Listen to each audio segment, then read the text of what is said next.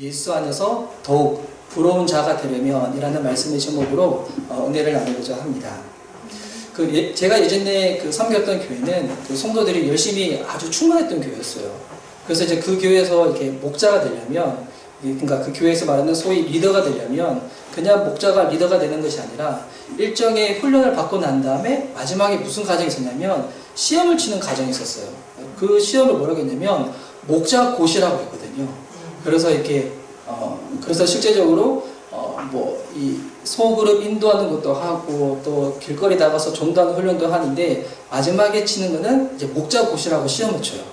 기본적으로 성경에 대해서 암송하는 것도 치지만 근데 그 중에 뭐가 있냐면 목양 논술고사라고 있어요. 그러니까 실제로 배우에서 리더가 됐었을 때 성도님들을 이렇게 인도하고 도와줄 때 만약 어느 형제가 음란물에 중독이 되었습니다. 그럴 때는 어떻게 도와줘야 됩니까? 그리고 교회를 나오기 싫답니다. 집이 멀어서 그럴 때는 어떻게 도와줘야 됩니까? 그런 이렇게 문제를 제가 이렇게 제출했었거든요. 그러면 이제 성도님들이 마치 이렇게 대학교 논술고사 치는 것처럼 막 이렇게 이제 그거를 종이에 적어대요. 근데 이제 그 제출했던 문제 중에서 마지막 문제가 뭐였냐면 마치 이런 거였어요. 교회 절기에 맞춰서 누군가 친구를 만나서 믿지 않는 친구를 만나서 예수님의 복음을 제시하고 영접 기도를 시키고 교회로 데려오려고 합니다. 이것을 실제적으로 그 현장에 있다고 생각하고 본인이 딱 적는 거예요. 그럼 안무기야 막 하겠죠. 그러면 이제 영접 기도 시키는 거, 복음 제시하는 걸 쭉 적는데 그러면 이제 이후에 그거를 이제 우리 사역자들이 채점을 매겨요. 그때 채점을 매길 때 복음에 대해서 제시를 할 때 영접 기도를 시킬 때 대부분 이 사람들이 예수님이 너를 위하여 너의 죄 때문에 십자가에 죽으셨어. 이거는 빠지지 않고 다 적어요. 그런데 뭐를 많이 놓치냐면 예수님이 죽고 난 다음에 그 부활을 하셨어. 이 부분을 빠뜨리는 경우들이 있어요.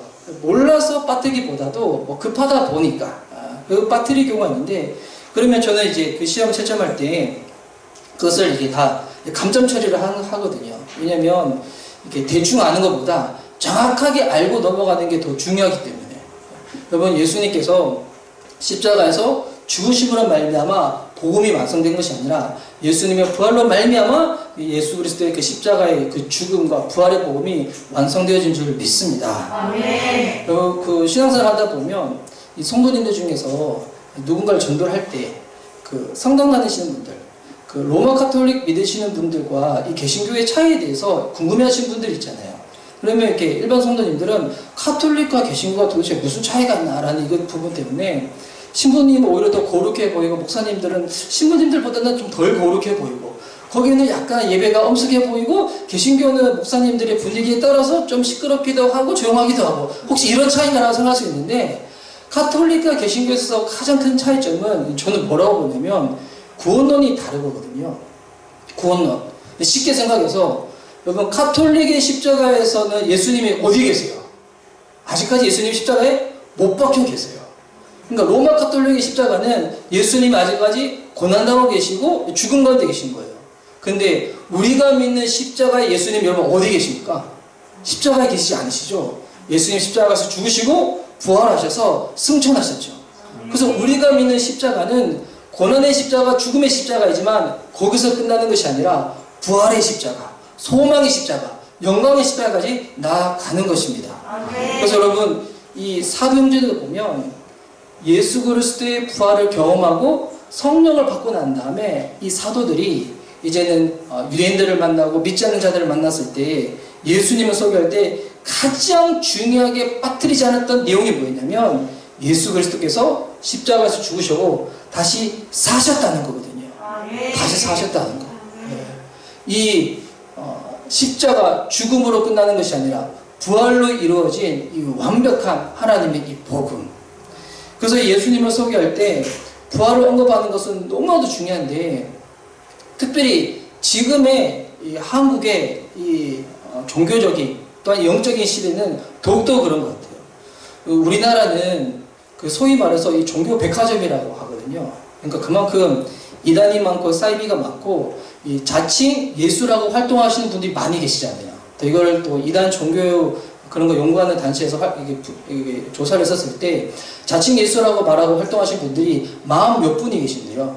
그 중에 이제 3분의 1은 이미 소천하셨고 3분의 1은 아직까지 살아서 본인이 이게 자칭 예수라고, 본인이 뭐 보혜사 성령이라고, 본인이 뭐 참 뭐 하나님이라고 막 이렇게 활동들을 많이 하는데, 제가 이제 예전에 그 5월 5일 날 그 섬겼던 교회에서 한강 둔치에서 행사가 있었거든요. 그래서 그 행사 끝나고 난 다음에 한강 둔치에 쭉 앉아 있는데 청년들이 거기를 돌아다니면서 공휴일인데 전도를 하는 거예요. 그거 보면서 이야, 공휴일에도 쉬지 않고 이 전도하는 청년들 보면서 정말 열심히 충만하다. 그래서 저도 이게 가만히 앉아 있는데 저한테까지 오는 거예요. 그래서 딱 봤더니 저는 교회 다니는 청년이었는데 딱 봤더니 신천지 다니는 청년들이었어요. 그럼 그 신천지 다니는 이렇게 분들 만나면 우리는 이렇게 생각 중에 그분들은 이렇게 얼굴이 되게 험악하고 막 사탄 같고 막 송곳니가 뻗어 있고 막 그럴 것 같지만 딱 만나보면 우리랑 똑같은 사람이거든요. 그리고 대화해보면 정말 예의가 발라요. 물론 그들은 성경을 잘못 해석하고 잘못 알고도 있지만 대화를 쭉 하는데 이게 대화가 접점이 많지 않잖아요. 그러다가 제가 뭐라고 한마디를 툭 던졌냐면 아이 뭐 이만희도 사람인데 언젠가 죽지 않냐고. 이 말 툭 던졌어요. 이만희도 사람이 언제 죽잖아요. 근데 그 전까지만 하더라도 그래도 이렇게 막 예의를 차리면서 대화를 했었는데 그리고 난 다음부터 이 청년들이 눈이 확 뒤집어져가지고 갑자기 이러는 거예요. 안 죽어요. 이러는 거예요. 와, 정말 안 죽어요. 이러는 거예요. 와, 얼마나 그런 확신 가운데 차서 이렇게 이만희 씨 안 죽는다는 거예요. 뭐 죽는지 안 죽는지 뭐 시간 지나 보면 우리가 확인이 될 건데, 여러분 이제 자칭 예수라고 말씀하시는 분들이 그들이 진짜 만약 예수 그리스도가 되려면 여러분 뭐만 확인하면 됩니까? 죽고 난 다음에 그들이 진짜 살아났는지 부활했는지 이것을 확인하면 돼요.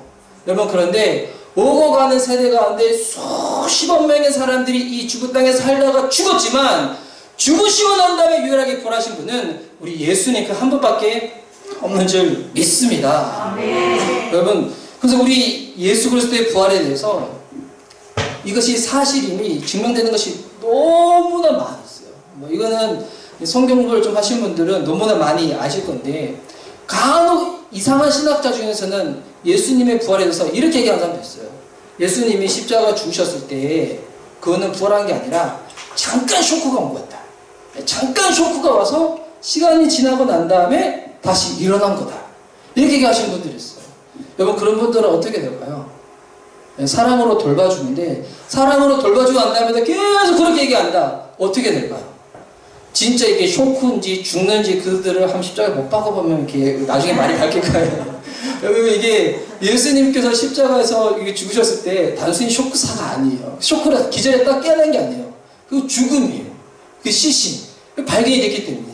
또 성경에서 보면 예수님의 시신을, 예수님의 부활을 처음으로 봤던 이 사람들이 여자들로 기록됐잖아요.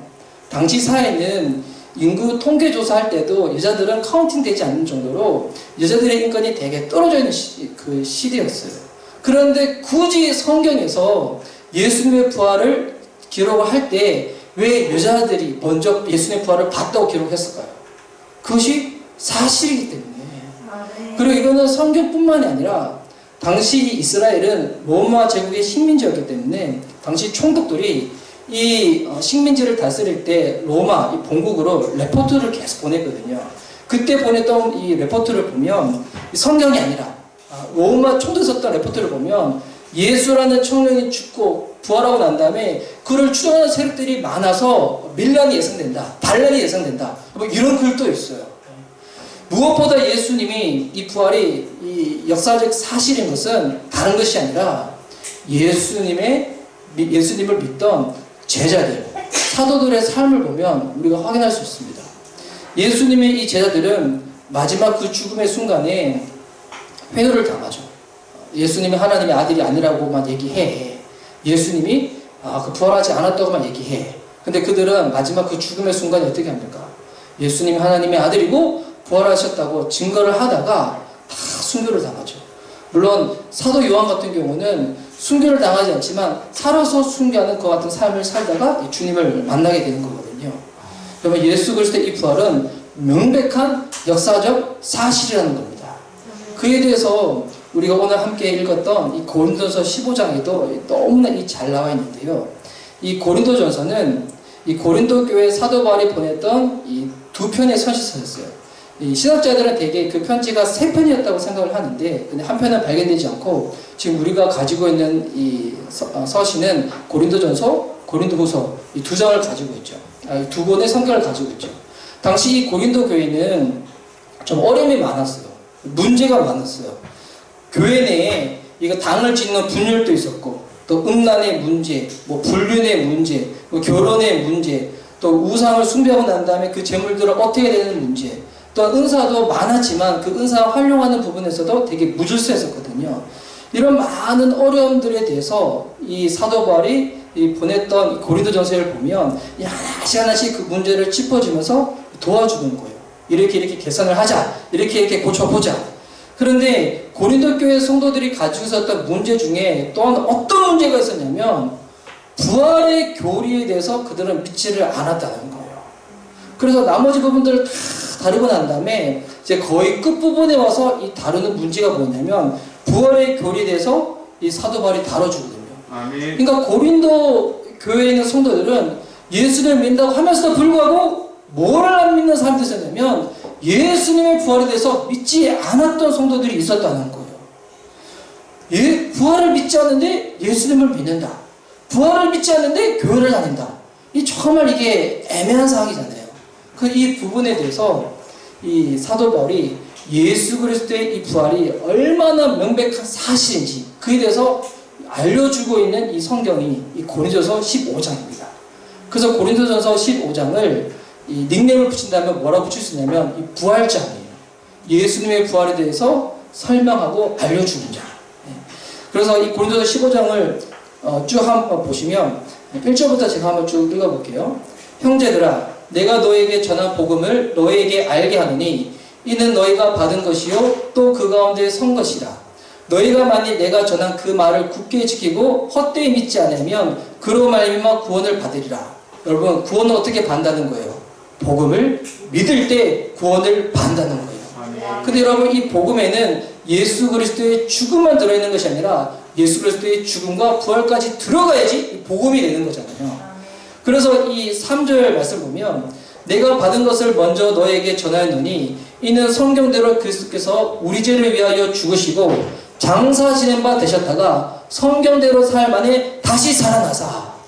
여러분, 이 3절과 4절 딱 두 구절, 정말 짧은 구절이지만 이 두 구절 안에 너무나 명백하게 복음이 무엇인지에 대해서 딱 들어가 있어요. 바로 예수님께서 우리 죄를 위하여 죽으시고 장사 지낸 바 되셨다가 성경대로 삶에 다시 살아나사. 여러분, 이게 복음이죠. 예수 그리스도의 십자가의 죽음과 이 부활. 그러면 예수님께서 십자가에 죽으시고 부활하시고 난 다음에 그 다음에 어떤 일이 있었는가? 그에 대해서 이제 5절부터 쭉 나와요. 5절에 보시면 게바에게 보이시고, 이 게바는 베드로의 아람어식 표현이거든요. 이 베드로가 헬라어로 반석이라는 뜻인데 아람어로 반석이 뭐냐면 이 게바거든요. 케파 그런데 먼저는 베드로가 예수의 부활을 봤다는 거예요. 후에 12제자에게와 그 후에 500의 형제에게 일시에 보이셨나니, 여러분, 예수님의 부활을 실제로 목격한 사람들이 베드로가 있고 12제자가 있고, 여러분, 남자만 카운팅했을 때 500명의 성인 남자들이 실제로 봤다는 거예요. 여러분, 이 고린도전서는 언제 쓰여졌냐면 대개는 AD 55년경 아니면 좀 멀리 봤을 때는 뭐 AD 50년 후반경 아니면 60년 초반경까지 보거든요. 근데 여러분들, 예수님의 십자가에 죽으시고 부활의 그 사건은 AD 30년경에서 33년경이 그 사이에 일어난 사건이에요. 그러니 예수님의 죽음으로부터 지금 고린도전서까지 시간이 몇 년이 되는 거예요. 짧게는 한 25년, 많이 잡으면 30년, 그 시간이 흐른 거예요. 그런데 이어지는 이 6절의 말씀 보면 500의 형제에게 일시에 보이셨나니 그 중에 지금까지 대다수는 살아있고 어떤 사람은 잠들었으며, 예수의 부활을 실제로 두 눈으로 목격한 사람들이 25년 시간 지나간 다음에 여전히 어떻다는 거예요? 대부분 살아있다는 거예요. 그러다 보니까 어떤 사람들은 잠들었대요. 이건 무슨 말일까요? 이거는 죽었다는 거죠. 지금 예배 드렸는데 예배 안 드리고 집에서 초잡바차고 이게 아니에요? 이거는 죽었다는 거예요. 근데 실제로 예수의 부활을 목격한 사람들이 여전히 살아 있었다는 거예요. 고린도전서 보내줬던 그 시대 가운데서도. 그리고 7절, 그 후에 야고보에게 보이셨으며 그 후에 모든 사도교회와 맨 나중에 만삭되지 못하여 난 자 같은 내게도 보이셨느니라. 사도 바울이 자신에 대해서 겸손하게 고백할 때 만삭되지 못하였다고 표현을 하고 있는데, 여러분 이 고린도전서에서 확실히 설명하고 있는 거예요. 예수님의 부활은 그냥 만들어진 이야기가 아니라 예수님의 부활을 실제로 목격한 사람들이 지금까지 살아있는 것처럼 이것은 명백한 사실이라는 거예요. 사실. 그러면 예수님의 부활이 명백한 사실인데, 그럼 이것을 믿지 않는 고린도 교회 성도들에게 이 사도 바울이 이 부활을 믿어야 되는 부분에 대해서 어떻게 설명하냐면, 이 부분을 역으로 설명해요. 가정을 해서. 그러니까 어떻게 하냐면, 예수님의 부활은 명백한 사실인데, 근데 만약 가정에서 예수님이 부활하지 않았다, 그냥 죽음으로 끝나버렸다 라고 하면 지금 어떤 일이 생기는가, 이제 그에 대해서 쭉 이어서 설명을 하고 있습니다. 그것이 12절부터 나오는데요. 부활이 없다면 생기는 문제들, 그 문제가 크게 한 3가지가 있어요. 어떤 3가지 큰 문제가 있는가? 자, 12절부터 보시면, 그리스도께서 죽은 자 가운데서 다시 살아나셨다 전파되었거늘 너희 중에 어떤 사람들은 어찌하여 죽은 자 가운데서 부활이 없다 하느냐? 만일 죽은 자의 부활이 없다면 그리스도도 다시 살아나지 못하셨으리라. 그리스도께서 만일 다시 살아나지 못하셨으면 우리가 전파하는 것도 헛것이요 또 너희의 믿음도 헛것이요. 여러분, 예수님께서 부활하지 않으셨으면 첫 번째 어떤 문제가 생기냐면, 우리가 하는 이 신앙생활 다 헛거라는 거예요. 굳이 얘기할 필요가 없다는 거예요. 그러니까 더 세게 얘기하면, 예수님의 부활을 믿지 않으면서 교회를 출석하는 거 아무런 의미가 없다는 거예요. 지금 코로나로 인해서 지금 이제 대부분 큰 교회들은 온라인으로 예배를 많이 드리잖아요. 근데 이제 코로나가 나중에 이제 어느 상황이 조용해지면, 이 상황이 잠식되게 되면 다시금 이제 대부분 교회들은 이제 문을 열고 이제 직접 예배 현장에 이렇게 예배를 드릴 건데, 그러면 이제 많은 사람들이 우려하는 게, 온라인으로 예배 드리는 게 익숙하셨던 분들이 직접 주일날 예배 현장에 가서 예배를 드릴까? 라는 부분에 대해서 많은 분들이 좀 우려하시는 분들이 많았어요. 근데 저는 그 부분을 어떻게 생각하냐면, 오히려 이것이 더 잘된 케이스인 것 같아요. 왜? 우리가 신앙생활 할 때 우리가 그냥 함께 공동체 안에서 그냥 예배 분위기에서 휩쓸려 가다 보면 정말 그 안에 누가 참된 그리스도인지 아닌지에 대해서 구분이 참 힘들거든요. 근데 여러분, 그리스도인에 있어서 여러분 가장 중요한 것이 하나님께서 이 지키라고 한 이 주일을 주님 앞에 나와 예배 드리는 거잖아요. 근데 예배 드림이 무너졌다. 그럼 여러분, 그들의 신앙에 대해서 지금까지는 몰랐다가 오히려 이런 말미암아 확인할 수가 있는 거잖아요. 여러분, 회개는 어떻게 시작되는 거예요? 내가 잘못을 인정하고 지면하는 그 순간부터 시작되어지는 게 회개잖아요. 오히려 더 이 코로나 인해 가지고 한국교회가 주님 안에서 더 정결해질 수 있는 주님이 은혜의 기회를 주신 것 같아요. 우리가 소극적으로 대하는 것이 아니라 더 적극적으로 이를 활용할 때 하나님께서 이 모든 부분들을 새롭게 주실 줄 믿습니다.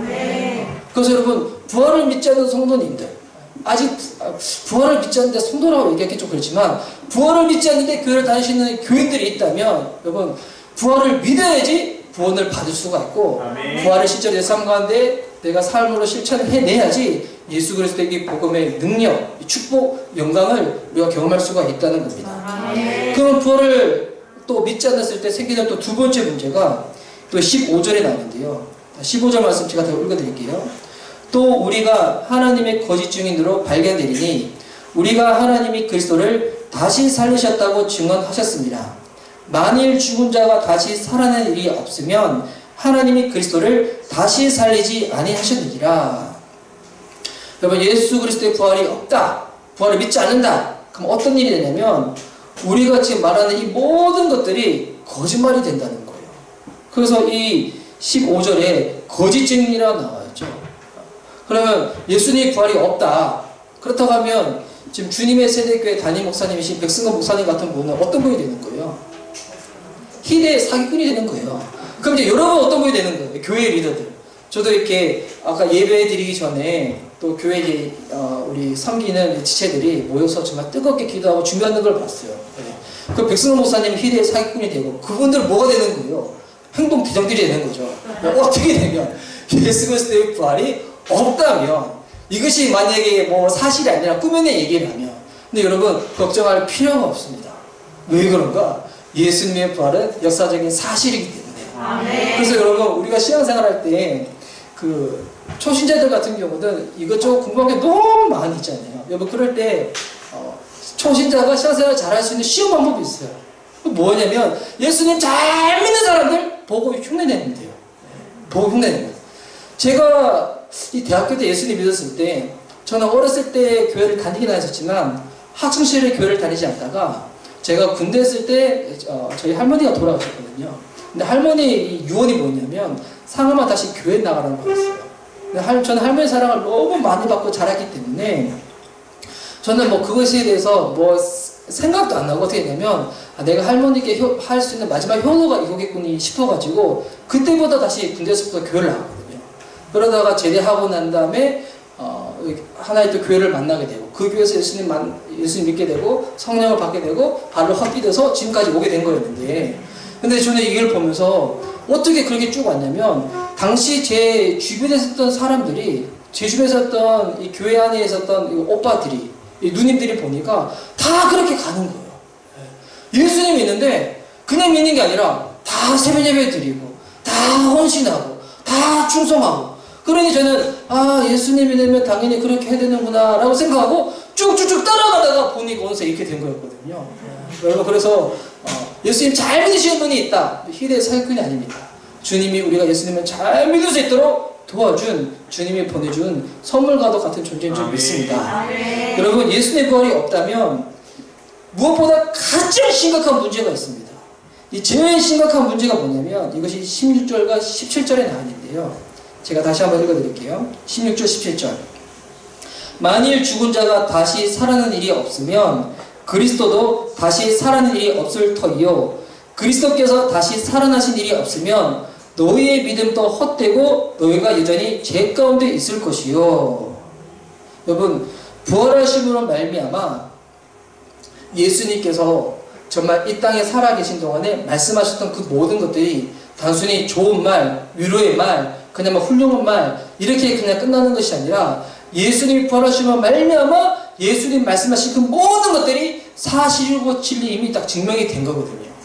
여러분 예수님의 그 이름은 어떤 이름입니까? 우리를 죄 가운데 구원시킨다는 그 이름이 예수라는 이름의 뜻이거든요. 그래서 여러분 예수님의 부활로 말미암아 우리가 예수님 믿을 때 내 죄가 사해졌구나 이것이 실제적으로 이루어지게 되는 것인데 만약 예수님의 부활이 없었다 그러면 가장 심각한 문제는 뭐냐면 우리는 여전히 죄 가운데서 이 죄의 고통, 죄의 짐에 짓눌려 있을 수밖에 없다는 거예요. 근데 우리는 그러지 않습니다. 예수님의 십자가 죽음을 믿고 부활을 믿는 사람들은 우리가 예수님 믿고 난 다음에도 연약해서 약해서 죄를 짓는다고 할지라도 여러분 우리 예수 그리스도의 그 십자가는 어떤 권세와 능력이 있는 겁니까? 이 세상에서 아무리 큰 죄가 있다고 할지라도 그 죄보다 훨씬 크신 것이 우리 하나님의 사랑이고 우리 하나님의 자비이기 때문에 그 십자가 앞으로 나아가면 주께서 우리 죄를 사해 주실 줄 믿습니다. 여러분 그 십자가에 대해서 설명을 할 때 저는 가장 쉽게 설명할 수 있는 방법이 이거라고 생각해요. 괜찮아 다 괜찮아. 십자가 앞에 나아갈 때 그 십자가 앞에서 그 죽음과 부활 그 복음을 믿을 때 우리의 죄는 정말 흰눈처럼 깨끗하게 사라진다는 거거든요.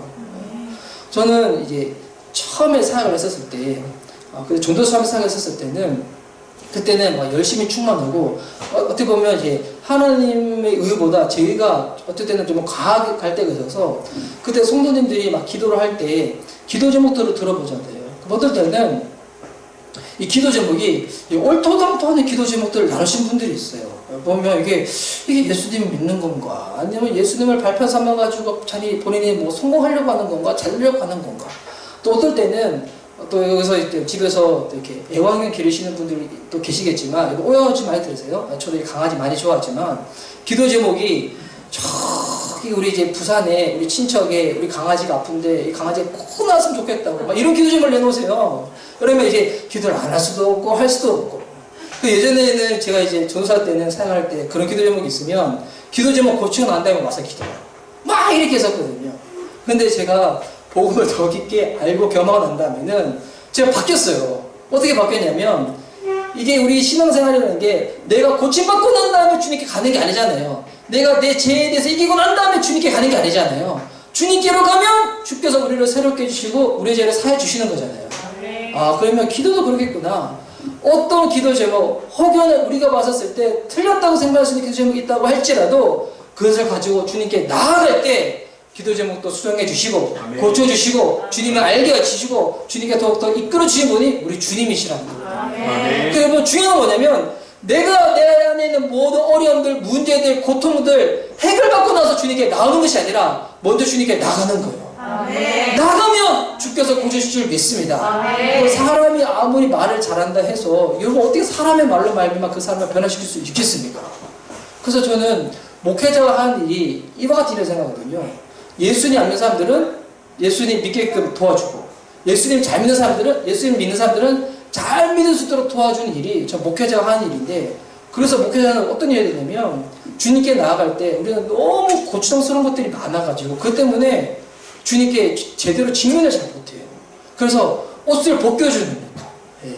예. 양파가 있으면 양파 껍질 벗겨주는 것처럼 저는 목회자 하는 일이 그와 같은 일이 생각하거든요. 벗겨주면 허물 때문에 아니면 세상에 있는 지위 때문에 아니면 남들이 보는 그런 눈 같은 그런 것 때문에 주님께 못 나가는 사람이 있으면 그런 것들 다 벗겨주고 나서 노출된 모습으로 주님께 나아가면 우리 죄를 위하여 십자가에 죽으시고 부활하신 예수님이 어떻게 해주시는가?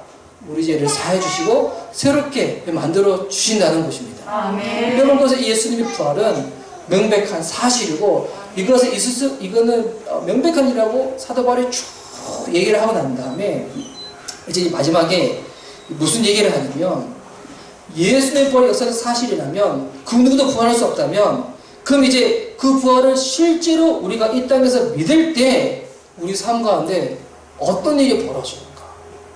부활이라는 것은 꼭 죽어야지만 경험할 수 있는 건 아니거든요. 이 대한민국의 이 환경은 순교하기는 어려운 환경이잖아요. 제가 이제 몇 년 전에 읽었던 이 국민일보 기사를 보니까 대한민국은 그렇지 않지만 아직까지 이 땅에서 예수님 믿고 죽은 사람들이 10년 안에 통계를 보니까 100만 명이 넘는다는 거예요.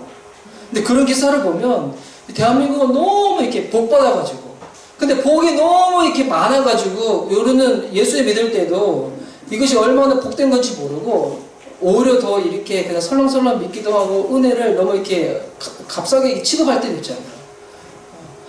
이 대한민국이라는 환경 가운데서는 우리가 순교하기는 힘들어요. 그런데 우리는 어떻게 살 수 있는가? 진짜 이 부활을 믿음으로 말미암아 이 부활의 신앙으로, 순교의 신앙으로 살 수가 있는 거거든요. 그렇다고 해서 여러분이 지금 이제 오늘 예배를 드리고 난 다음에 당장 순교지로 나가자 이게 아니라 우리가 살고 있는 삶의 그 현장 가운데서 부활의 신앙, 순교의 신앙으로 살 수가 있다는 거예요. 그럼 부활의 신앙, 순교의 신앙으로 산다는 게 도대체 무슨 말인가? 이에 대해서 사도 바울이 마지막 부활에 대해서 설명을 할 때 19절에서 이렇게 얘기를 하는데요. 15장 19절은 우리 다 함께 우리 한 목소리로 읽었으면 좋겠습니다. 고린도전서 15장 19절 다 함께 한 목소리 들어가겠습니다. 자, 시작. 만일 그리스도 안에서 우리가 바라는 것이 다만 이 세상의 삶뿐이면 모든 사람 가운데 우리가 더욱 불쌍한 자이리라. 아멘. 이 19절 말씀을 보면 예수님 믿으면서도 불쌍해질 수가 있다는 거예요. 예수님 믿으면서도 더 이제 확대해서 설명하면 불행하게 살 수가 있다는 거예요. 여러분, 예수님 믿으면 우리 지금까지 얘기한 거는 행복하게 살 수 있어요. 예수님 믿으면 우리 안에 있는 그 모든 고통들이 해결을 받아요. 이렇게는 우리 뭐 많이 들었지만 예수님 믿음에도 불구하고 불행하게 불쌍하게 사는 자들이 있다는 거예요. 어떤 자들일 것 같다는 거예요. 19절 말씀 보니 예수님 믿으면서도 불구하고 우리가 바라보는 것이, 우리가 생각하는 것이 이 세상의 삶뿐이라고 여기면 그와 같은 사람은 어떤 사람인가? 예수님 믿으면서 가장 불쌍한 사람. 그러면 여러분, 이 불쌍함의 반대말이 무슨 말일까요? 불쌍함의 반대말. 부러움. 네.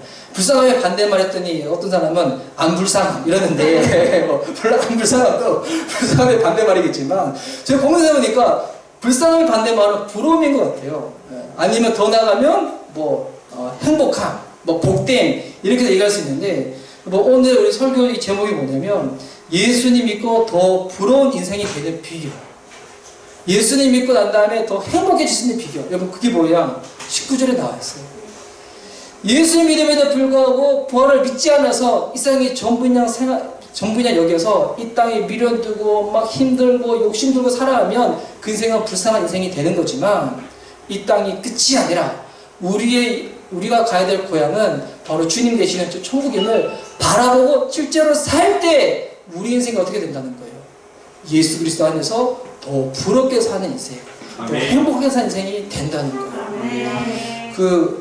군대 갔다 오신 우리 이제 남성분들 잘 아실 건데 군대를 처음 가면 2등병 때 계급이 낮을 때는 보급품들이 주어지잖아요. 그럼 그 보급품들 좋은 것들은 잘 못 가져요. 제가 쓰던 부대는 그랬어요. 이제 좀 짬이 있다, 계급이 있다. 그러면 좋은 것들, 소위 군대에서는 A급, B급, C급이라는데 A급들은 고참들이 많이 가져가고 짬이 안 되면 계급이 낮으면 C급들 가져가거든요. 그래서 제가 이제 병장이 됐었을 때, 말리 됐었을 때 제가 A급들을 이제 그때 많이 이제 가지고 있었는데 보니까 너무 전투복이 좋은 거야. 전투화가 너무 좋고 그 전에 섰던 침낭이 막 이렇게 솜잎을 막 얇은 거 터진 거였는데 병장되고 난 다음에 고참되고 난 다음에 보은에게 이제는 막 침낭이 막 두툼한 거 막 주는 거야. 그 침낭이 너무 좋아가지고 와 나 이제 제대 안 할 거야. 영원히 여기서 살 거야! 라고 하면 여러분 이 같은 인생 어떤 인생일까요? 미련한 인생이죠. 불쌍한 인생이죠. 왜? 군대에서 아무리 그런 것이 좋다고 할지라도 사회에서 우리가 이렇게 누리는 것에 비하면 이게 좀 약간 지뢰에 그래도 한계가 있는 거거든요. 그러면 예수님에게 마찬가지예요. 예수님이 이 땅에서 우리가 누릴 수 있는 많은 행복들이 있습니다. 기쁨들이 있습니다. 그렇지만 여러분 우리가 천국에서 누릴 수 있는 그 기쁨에 비한다면 주님 나라 안에서 누릴 수 있는 여러분 그와 같은 것들에 비한다면 이 세상 것들이 아무리 좋다고 할지라도 그와 같은 것들에 대해서 미련 두지 않는다는 거예요. 욕심 두지 않는다는 거예요. 그래서 정말 부활의 신앙으로 살아간다. 숭배하기 힘든 이 대한민국이지만 대한민국 땅에서도 숭배의 정신으로 살아간다. 이것은 어떻게 살아가는 것이냐면 이 땅에 더 이상 미련 두지 않는 거예요. 욕심 두지 않는 거예요. 이 말인즉 잘못 이해해가지고 일하지 말라, 공부하지 말라, 이제 아무것도 하지 말라, 집에 처박혀 있어라. 이 말이 아니에요. 그것을 하긴 하더라도 뭐를 바라보는 거예요?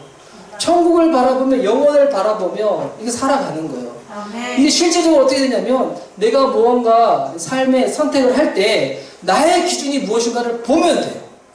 내가 영원한 것에 투자하기 위해서 이것을 결정하는 것인가? 아니면 내가 그냥 이 땅에서 그냥 조금 더 편하고 내가 조금 더 윤택하게 살기 위해서 이것을 선택하는 것인가? 그 기준을 보면 그 사람이 도대체 무슨 신앙을 살아가는지 알 수가 있거든요.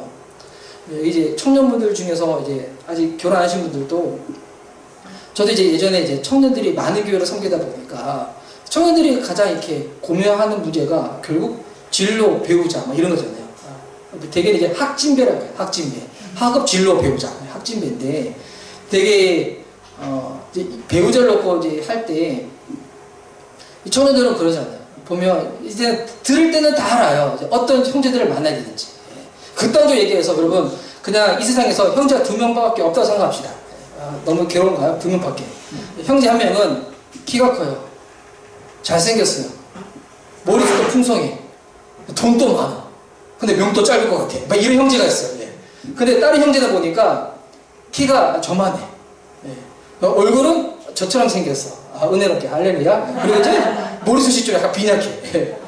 여러분 저도 이렇게 머리숱이 왜 빈약한지 알아요? 이 젊은 나이에 제가 이제 적은 능력 가지고 주일을 가운데 열심히 하다 보니까 주님이 불쌍히 보셔가지고 너무 심하게 저를 쓰다듬어 주신 거예요. 그래가지고 좀 빠지는 거예요. 저는 그렇게 해석을 해요. 하는데 여러분 만약에 그따위로 이 세상에 형제 2분밖에 없는 거예요. 그래서 그런데 조금 부족해 보이는데 신앙은 있어. 아직까지 이렇게 결혼하신 자매님들은 전자를 만날 거예요, 후자를 만날 거예요. 이랬더니 어떤 자매가 독신으로 살 거예요. 이랬는데 독신 의사가 없다, 해야 된다고 하면 대부분 알아요. 직접으로는 그래도 후자를 만나야지. 그런데 저도 상담했던 자매 중에서 그런 자매가 있었거든요. 그러니까 너무 괜찮은 형제래요. 그러니까 다 괜찮대. 집안도 보니까 3대째. 그런데 그 형제는 신앙이 없어. 교회를 안 다녀. 여러분 만약에 신앙의 형제를 만난다. 그러면 앞에 아무리 좋은 거 싶더라도 그 형제가 어떤 사람입니까? 곱하기 0이에요. 곱하기 0. 여러분 앞에 아무리 좋은 거 있더라도 곱하기 제로 하면 뭐예요? 결과가? 제로잖아요. 그래서 그런 갈등이 있을 때 어떤 선택을 하는가? 여러분 이걸 보면 진짜 알 수가 있어요. 이거는 이제 청년들 뿐만이 아니죠. 우리가 이 세상을 살아가는 동안에도 선택의 순간에 보면 이와 같은 고민이 있어요. 갈등이 있어요. 여러분 그때 우리의 이 선택의 순간 가운데 내 눈을 이 세상, 이 안을 보는 것이 아니라 멀리 바라보는 거예요. 영혼을 바라봤었을 때 나는 지금 어떤 선택을 하는 것이 더 유리한 것인가? 영혼의 기점을 봤었을 때 내가 지금 어떻게 가는 것이 주님 보시기에 더 기뻐하실 것인가? 여러분 이것이 부활의 신앙으로 살아가는 거예요. 부활의 신앙이라는 게 꼭 죽음을 알 수 있다 이게 아니에요. 진짜 천국에 있기 때문에 여러분 이 세상 모든 사람들이 아까 우리가 불렀던 찬양 가운데서도 심판의 날까지 여러분 예수 믿는 사람들은 심판 때 그냥 가는 거지만 예수 믿는 사람들은 심판대 앞에 나 홀로 가는 것이 아니라 주님과 함께 서는 거잖아요. 아멘. 결국 사람들이 이 세상 살아가는 것은 죽는 것은 하나님이 정하신 이치고 마지막 그 심판대 앞에 쓸 때 어떻게 서느냐 결국 그거 바라보며 우리가 나아가는 것인데 부활의 신앙, 순교의 신앙으로 살아가는 사람들은 그것을 생각하며 그것이 마치 멀리 있기 때문에 막연하게 생각하는 것이 아니라 당장 내 눈앞에 있는 것처럼 여기고 살아가는 것이 부활의 신앙인 줄 믿습니다. 그래서 여러분 부활의 신앙으로 살아가면 이 세상 살아갈 때 그 같은 사람들의 삶 가운데 이제 뭐가 드러나냐면 이제 진짜 하나님 한 분 외에 두려울 존재가 사라지게 돼요. 하나님 한 분 외에 두려울 존재가 사라지게 됩니다. 이게 또 잘못 이해해서 이제 직장생활 가가지고 막 상사도 괴롭히는데 상사도 막 들이받고 막 이게 아니라 뭐냐면 성도님들 중에서 언제 직장을 이직해야 되는지에 대해서 고민하신 분들이 있어요. 제가 또 이렇게 이전에 다녔던 그 교회에서는 섬겼던 교회에서는 그 연기 활동을 하시는 분들이 많았었어요. 그 배우 활동하시는 분들이 대학로 뭐 무대나 하시는 분들이 많이 있었는데 그러면 이제 그런 분들이 항상 고민하는 게 뭐냐면 그 공연이라는 게 대부분 이렇게 공휴일 주일날 다 하잖아요. 그게 너무 고민이 되는 거예요. 이거 어떻게 되는가? 그렇다고 해서 내가 하는 이 일을 그만둘 수는 없고 내게 달란트고 주님 주신 은사이고 할 때마다 기쁨을 누리고 이를 통해서도 복음을 드러내고 싶은데 근데 할 때마다 자꾸 주일과 공휴일이 겹치는 거예요. 그래서 이거는 제가 어떻게 할 수가 없어서 저는 어떻게 도와드리냐면 그러면 내가 현장에 가서 예배를 드려드리겠다. 그래서 제가 이제 대학로에 가가지고 2년 동안 예배를 드렸었거든요. 대학로 저녁 시간에 계속 공연 다 끝나고 와서 예배 드릴 수 있도록. 그런데 이제 그런 상황이 아니라 본인이 필요할 수 있는 상황이다. 본인 선택으로. 주일을 빠지면 만약 월급이 좀 더 적을 것 같고 주일을 드리면 월급이 좀 더 많을 것 같다라고 하셨을 때 여러분 그때가 비로소 이직에 대해서 진짜 기도할 때이거든요. 내가 이 주일을 지킴으로 말미암아 더 많은 것을 누린다고 할지라도 하나님 앞에 예배드리는 것이 더 중요하기 때문에 여러분 그때는 과감하게 다 선택을 하는 거예요. 그래서 그때 하나님 한 분 외에 두려울 것이 다 사라진 자로 주님 앞에 다 선택을 하는 거죠. 뭐 그렇게 해서 하는 것이 어떻게 인생일까요? 진짜 예수님이 주인 되어 살아가는 인생이 되죠.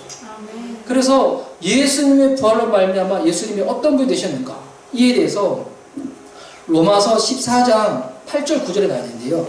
이 부분을 우리 한번 찾아서 함께 읽어봤으면 좋겠습니다.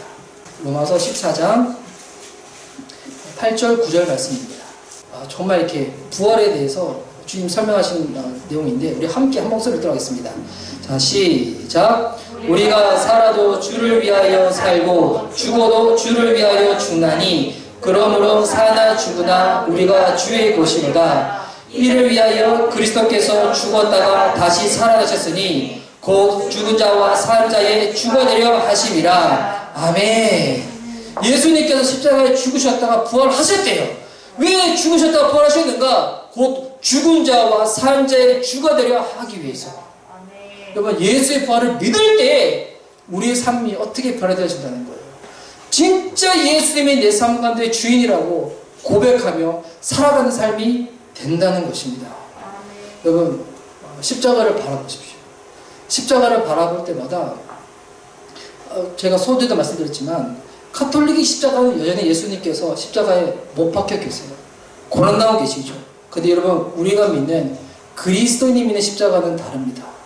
그 십자가는 죽음의 십자가였지만 이제 부활의 십자가예요. 우리의 소망의 십자가가 되고 영광의 십자가가 됩니다. 여러분 이 부활을 믿을 때에 부활이 죽어서만 경험하는 것이 아니라 살아가는 동안에도 우리가 그 부활의 능력으로 실제로 살아낼 수가 있다는 겁니다. 제가 이제 오늘 이 말씀을 전하려고 어제 저녁에 제가 이제 저는 이제 예전에 그 교회에서 전도사로 시작해가지고 부목사까지 제가 10년 동안 사역을 했었거든요. 근데 이제 한 교회에서 오랫동안 사역하다가 교회를 사역하니까 이제 어떤 어려움이 있냐면 다른 어려움이 아니라 기도할 장소가 없는 거예요. 와. 왜냐하면 또 이렇게 요 주변에 요 이제 교회들 중에서는 제가 또 아시는 목사님들 교회도 있거든요. 그래서 이렇게 가서 기도하기도 애매하고 그래가지고 야, 이 교회를 사임하니까 제일 이게 불평이 뭐냐면 기도할 장소가 없다는 거예요. 그래서 이거를 이렇게 어느 분이 아셔서 이렇게 작은 연습실 공간인데 거기서 기도하라고 저한테 이제 장소를 잠깐 빌려주신 분이 있어요. 그래서 어제 저녁에 거기 가서 기도를 하는데 제가 부활주일 말씀을 전하기 위해서 기도를 하는데 순간 제 마음에 공격이 확 다가왔었거든요. 어떤 공격이 확 다가왔었냐면 제가 사임을 할 때 주변 분들이 저를 위해서 걱정해 주시면서 하시는 얘기 중에서 너무 대책 없이 사임하는 거 아니냐고 제 얘기를 너무 많이 들었어요. 그때는 그냥 듣고 그냥 흘려버렸는데 제가 사임하고 나서 지금 이제 한 3개월 지나고 이제 4개월째로 접어들고 있는데 보니까 코로나가 터지고 난 다음에 뭐 아무것도 못 하잖아요. 뭐 외출할 수도 없고 갇혀가지고 아무것도 할 수 없는 상황이다 보니까 진짜 이게 갑자기 확 오는 거예요. 대책 없는 사람 확 오는 거예요. 아내한테도 대책 없는 남편 확, 자녀들한테 대책 없는 아빠 확 올라오는 거예요. 이게 확 올라오면서 막 공격이 되는 거예요. 나 기도를 왔는데 갑자기 공격이 확 올라와가지고 그러면서 갑자기 제 안에 어떤 거북이가 톡 튀어나오냐면 주님이 저희 대책이 되어주십시오.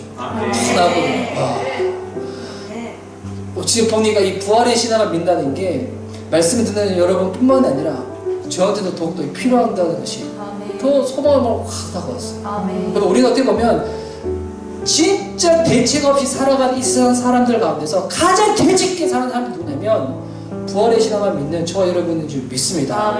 왜? 우리는 죽음 이후에도 우리가 마땅히 가야 될 하나님 예비해 두신 그곳이 있거든요. 가장 대책 있게 살아가는 인생, 부활을 믿는 인생. 가장 대책을 준비하고 살아가는 인생, 부활의 소망으로 오늘 기쁨으로 한 걸음 한 걸음 발걸음을 내디는 인생. 이 부활은 부활주일만 기념하는 것으로 끝나지 마시고 이 부활주일 이후에도 부활의 신앙, 소망의 신앙, 영광의 길로 살아낼 수 있는 저와 여러분 될 수 있기를 예수님의 이름으로 축복하는 바입니다.